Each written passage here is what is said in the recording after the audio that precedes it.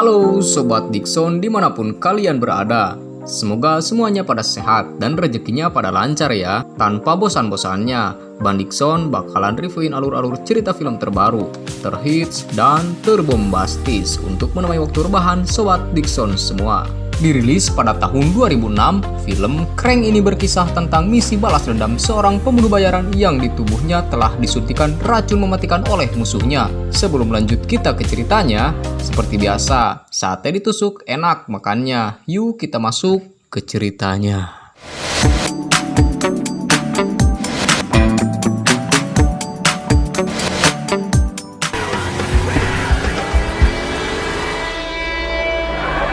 Scene awal memperlihatkan seorang pria yang bebenguknya tidak asing bagi kita bernama Chef. Diketahui jika Chef ini adalah seorang asasin alias pembunuh bayaran top Marco Top yang berspesialisasi membunuh orang-orang elit dan berkuasa.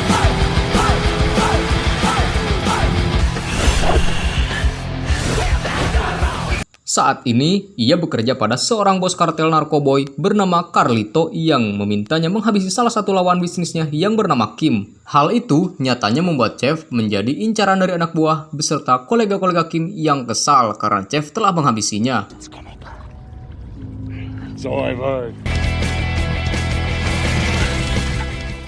Di suatu pagi, Chef bangun dalam keadaan yang tak biasa. Kepala berat, mata kunang-kunang, bibir pecah-pecah, dan jalan pun sempoyongan. Hingga Chef menemukan sebuah rekaman yang berisikan salah satu temannya bernama Ricky yang juga merupakan pembunuh bayaran, di mana dia telah menyuntikkan sebuah racun mematikan yang akan membunuh Chef dalam kurun waktu 1 jam.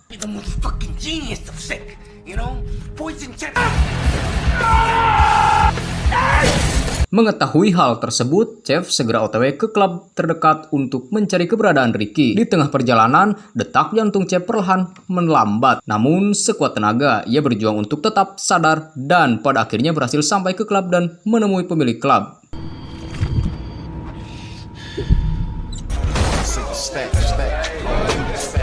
Dengan panik, Chef menodongkan senjatanya ke bebenguk pemilik klub bernama Orlando, sembari menanyakan informasi mengenai keberadaan Ricky. Akan tetapi, Orlando nyatanya tak mengetahui informasi apapun mengenai Ricky yang membuat Chef pun kembali ke mobilnya dan pergi dari tempat itu.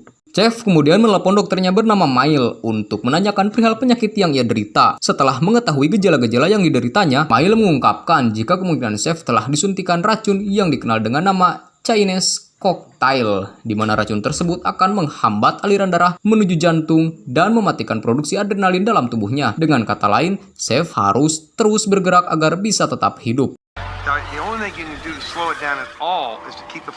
Tak berselang lama, ia dibuntuti oleh beberapa kendaraan polisi yang memintanya untuk menepi. Alih-alih berhenti, Chef malah tancap gas dan memacu kendaraannya secara ugal-ugalan, sekalian memacu adrenalinnya. Alhasil, ia pun dikejar oleh polisi-polisi itu hingga dia terpaksa berhenti akibat menabrak eskalator di salah satu mall.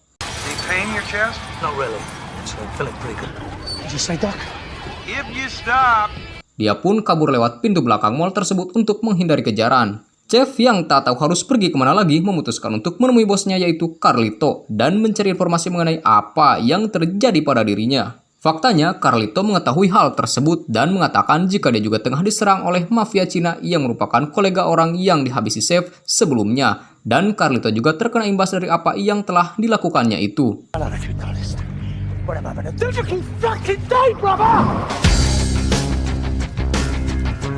Chef kemudian mendapat telepon dari Mail yang menyuruhnya untuk mencari mendapatkan suntikan epinefrin demi mencegah efek dari racun yang dia derita meskipun sifatnya sementara. Dia mendapat telepon lain dari informannya bernama Kylo yang memberitahukan bahwa ia melihat saudara laki-laki Ricky yaitu Alex di sebuah restoran.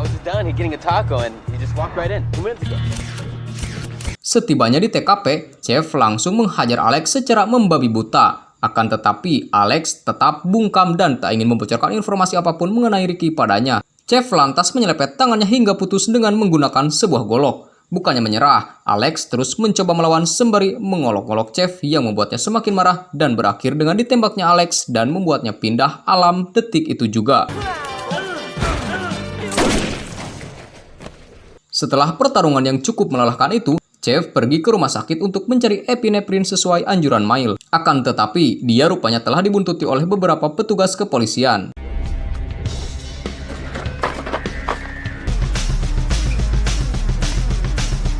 Dia pun berlari sekuat tenaga di lorong rumah sakit untuk menghindari polisi-polisi itu hingga dia melihat beberapa petugas medis yang hendak membawa pasien ke UGD.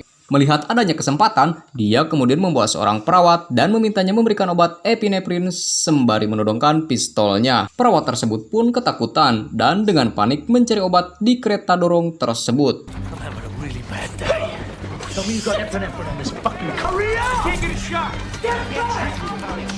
Untungnya, dia menemukan obat tersebut yang langsung ia berikan pada Saif. Bersamaan dengan itu pula, Saif merasakan jika detak jantungnya kembali melambat. Dia pun menyusun ide out of the box, yakni memaksa jantungnya berfungsi kembali dengan mengejutkan jantungnya dengan defibrilator. Juice to clear. Polisi yang sedari tadi mengejarnya pun terlambat dikarenakan lift sudah terlebih dahulu tertutup. Di dalam, dia menggunakan jarum suntik untuk mengambil obat dari botol dan menyuntikkan obat itu pada dirinya sendiri. Sayangnya, dia menjadi hyperaktif akibat overdosis adrenalin. Hingga akhirnya, dia pun terhenti sejenak dan melihat berita mengenai dirinya yang kini menjadi DPO polisi.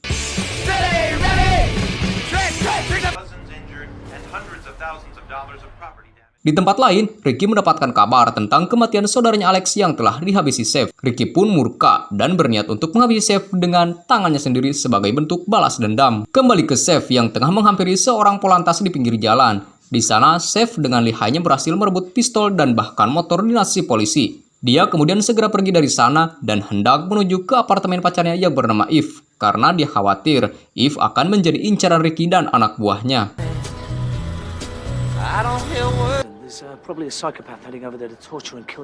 Sesampainya di sana, Saif langsung mengajak Eve keluar dan rupanya dugaan Saif benar, di mana salah satu anak buah Ricky telah mengintainya sejak tadi. Namun, dengan kemampuannya, Saif berhasil mengalahkan anak buah Ricky dengan mudah dan membawa pergi Eve.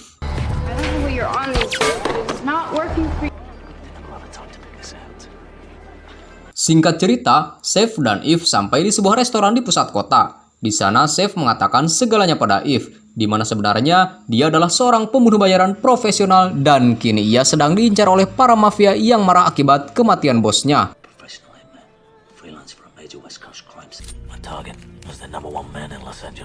Eve sempat terkejut untuk beberapa saat dan gak percaya semua perkataan Saif. Pikirnya itu semua hanyalah akal-akalan Saif yang ingin menghindari hubungan dengannya. Eve pun marah dan langsung keluar dari restoran. Saif kemudian meraih tangannya dan saat ingin meyakinkannya, tiba-tiba jantungnya kembali melambat yang membuatnya sempoyongan. Lagi-lagi, ide konyol bin ekstrim muncul di benak Saif yang kemudian meminta Eve untuk bercocok tanam saat dan detik itu juga. Pada awalnya, Eve sempat menolak dan bilang jika Saif sudah gila. Akan tetapi, sesaat bibir mereka beradu, gairah kaula muda disertai adegan ajul gedang bertemakan pusat kota pun terjadi.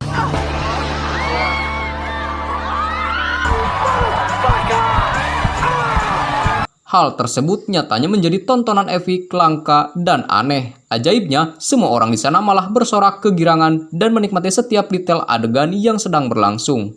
Setelahnya, Saif menerima kabar dari Kylo bahwa kini Ricky sedang berada di sebuah gudang. Alih-alih menemukan Ricky, Saif malah mendapati anak buah Carlito yang telah menunggunya. Rupanya, Carlito memaksa Kylo untuk menjebak Saif agar datang ke sana. Di mana tujuan sebenarnya dari Carlito tak lain adalah untuk membunuh Saif agar Carlito tak lagi menjadi incaran para mafia. Chinese? Come on, man, you crazy? You know I wouldn't do that. Don Carlos wants you off the streets. Saif lantas melawan dan baku tembak pun tak terelakkan. Beberapa anak buah Carlito berhasil Saif tumbangkan hingga dia melihat Eve yang juga tengah berada di gudang tersebut.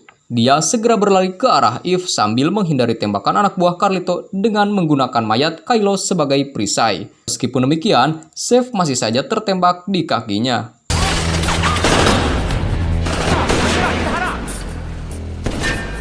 Saif lanjut membawa Eve keluar dari sana dan hendak kabur menggunakan mobil yang telah ia bajak. Akan tetapi, anak buah Carlito terus saja mengejar mereka. Hasil aksi kejar-kejaran yang dibumbui beredelan tembakan pun berlangsung.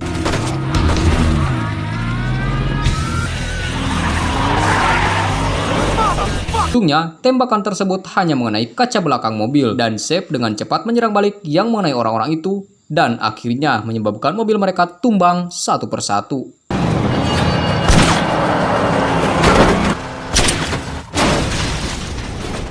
Setelah mengenai para kroco itu, Chef kemudian menemui Mail yang telah kembali dari liburannya. Di sana, Mail menyuntikkan epinefrin untuk menetralisir efek racun sementara. Mail juga menjelaskan bahwa pada dasarnya racun tersebut tak memiliki obat penawar dan kalaupun ada, akan sangat sulit untuk mendapatkannya, yang hanya akan berujung kematian bagi Chef. You're not better. You're in such shit shape it's stunning.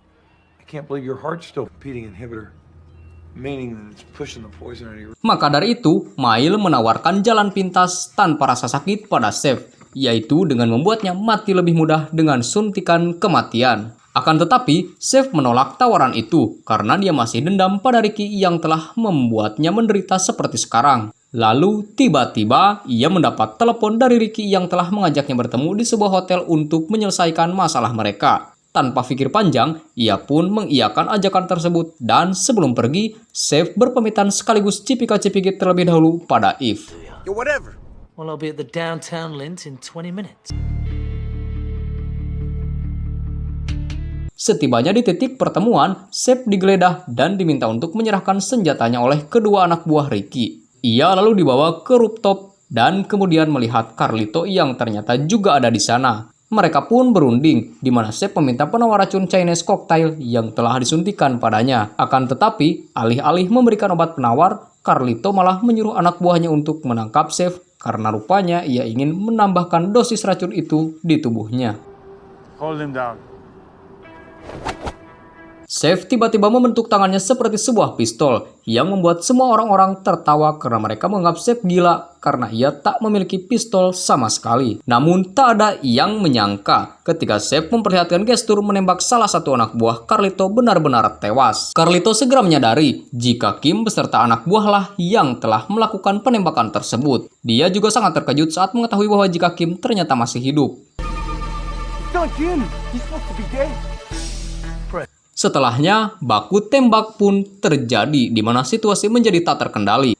Adu tembak terus berlangsung beberapa saat hingga saat Ricky hendak menembak Chef, dia mampu menggulingkannya dengan melemparkan sebotol anggur ke arahnya yang membuat jari-jarinya terputus. I'll kill you for this, kill you! Too late! Mayhem is believed to be holed up and making a desperate last. Sementara itu, Carlito bersembunyi di balik tembok dan memanggil pilotnya untuk mendaratkan helikopter di atap agar ia bisa kabur. Setelah helikopter berada di posisi, Carlito bergegas ke atap untuk kabur. Chef yang melihatnya pun segera mengikuti Carlito ke atap. Tepat saat Chef hampir menggapai Carlito, rupanya Ricky menyelinap diam-diam di belakangnya dan menyuntikkan racun dengan dosis 2 kali lipat ke tubuh Chef yang membuatnya oleng seketika. Setelahnya, Ricky masuk ke dalam helikopter dan justru menembak Carlito hingga tewas dan menjatuhkannya dari helikopter. Di sisi lain, Chef tiba-tiba bangkit lalu menarik Ricky hingga dirinya sendiri terbawa oleh helikopter. Keduanya saling mencoba untuk menjatuhkan masing-masing, hingga pada akhirnya mereka pun terjatuh dan terlempar dari helikopter secara bersamaan.